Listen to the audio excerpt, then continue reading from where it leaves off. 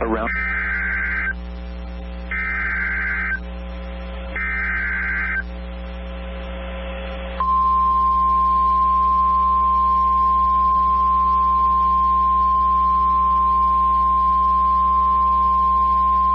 The National Weather Service in Tulsa has issued a severe thunderstorm warning for southeastern Osage County in northeastern Oklahoma, southern Pawnee County in northeastern Oklahoma, until 4:45 p.m. Central Daylight Time. At 4:13 p.m. Central Daylight Time, a severe thunderstorm was located 6 miles west of Quay, moving northeast at 65 miles per hour.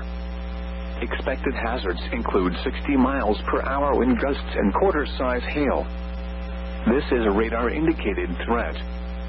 The following impacts are expected. Hail damage to vehicles is expected. Expect wind damage to roofs, siding, and trees.